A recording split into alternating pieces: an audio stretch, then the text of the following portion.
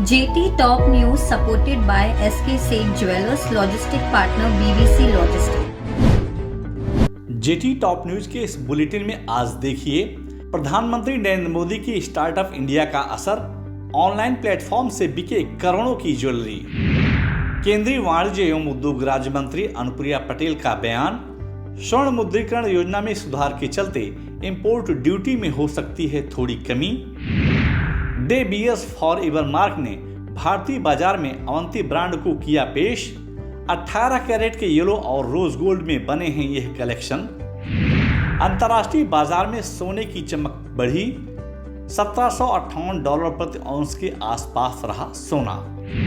और मुंबई शेयर बाजार की रफ्तार पर लगा ब्रेक, लाल निशान के साथ बंद हुआ सेंसेक्स और निफ्टी। देश के प्रधानमंत्री नरेंद्र मोदी की स्टार्टअप इंडिया योजना अब धीरे धीरे ज्वेलरी इंडस्ट्री में भी रंग लाना शुरू कर दिया है। सिल्वर ज्वेलरी की स्टार्टअप करने वाली कंपनी गीवा ने ऑनलाइन प्लेटफॉर्म की मदद से वित्त वर्ष 2020-21 में अपने सेल्स में भारी बढ़ोतरी कर 80 करोड़ रुपए का नेट सेल्स किया है। कंपनी द्वारा दी गई जानकारी के अनुसार गीवा सिल्वर ज्वेलरी की स्टार्टअप वित्त वर्ष 2019-20 से शुरू किया था और कंपनी को लॉकडाउन के बावजूद पहले ही वर्ष में 3 करोड़ रुपए का सेल्स हुआ था।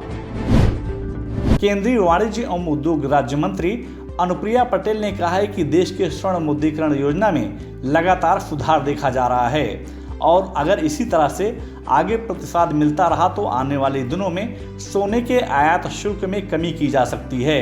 अनुप्रिया पटेल ने खुशी जाहिर करते हुए कहा कि भारत का ज्वेलरी उद्योग अन्य उद्योग की तुलना में सबसे बड़े निर्यातकों के रूप में उभर कर सामने आया है।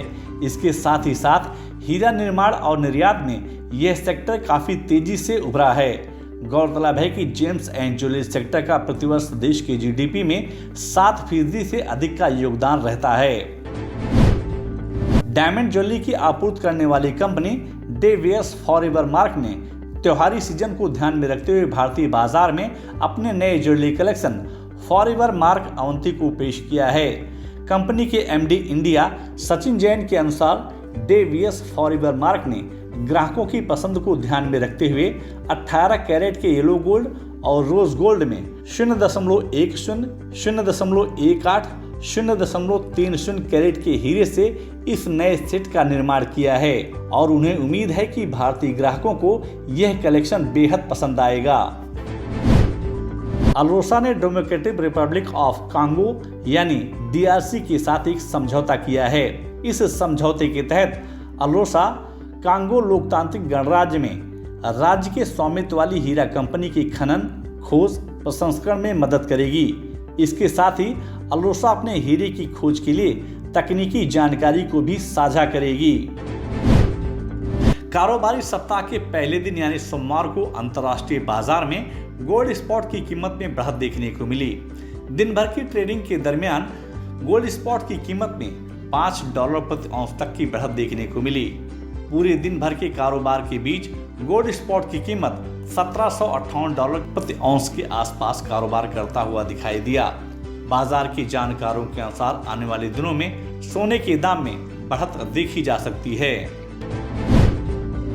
अंतर्राष्ट्रीय बाजार की गतिविधियों को देखते हुए मुंबई, दिल्ली, कोलकाता और चेन्नई के सराफा बाजार में सोमवार को सोने और चांदी की मांग में बढ़त देखने को मिली।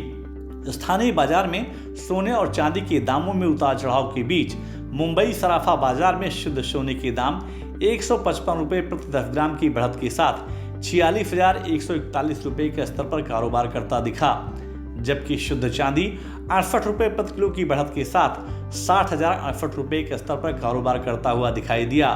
बाजार के जानकारों के अनुसार आने वाले दिनों में सोने और चांदी के दामों में बढ़त देखी जा सकती है। कारोबारी सप्ताह के पहले दिन यानी सोमवार को मुंबई शेयर बाजार में बिकवाली का माहौल दिखा। सुबह मुंबई शेयर बाजार की शुरुआत सकारात्मक हुई। बाजार खुलते ही घरेलू और विदेशी संस्थागत निवेशकों ने बाजार में चौतरफा खरीदारी करनी शुरू कर दी, जिसके चलते सेंसेक्स और निफ्टी में एक बार बढ़त देखने को मिली। लेकिन दोपहर बाद निवेशकों ने ऑटो, मेटल, बैंकिंग और ऑयल सेक्टर के शेयरों में मुनाफा वसूली करनी शुरू कर दी, जिसके चलते मुंबई शेयर बाजार 524 अंकों की गिरावट के साथ 58,490 अंकों पर बंद हुआ। वहीं दूसरी तरफ निफ्टी दिन भर के कारोबार के बीच 188 अंकों की गिरावट के साथ 17,386 अंकों के स्तर पर बंद हुआ। बाजार के जानकारों के अनुसार इस सप्ताह मुंबई शेयर बाजार में बिकवाली का दबाव देखा जा सकता है। जेटी टॉप न्यूज के इस एपिसोड में बस इतना ही। आपको यह न्यूज कैसी लगी और आपके क्या सुझाव हैं, हमें कमेंट बॉक्स में जाकर शेयर जरूर करें। और अगर अभी तक आपने जेटी टॉप न्यूज को सब्सक्राइब नहीं किया तो आप तुरंत सब्सक्राइब, लाइक और शेयर जरूर करें, जिससे आप तक ज्वेलरी इंडस्ट्री की अपडेट खबरें पहुंचती रहें। JT Top News supported by SK Seth Jewelers Logistic Partner BBC Logistics.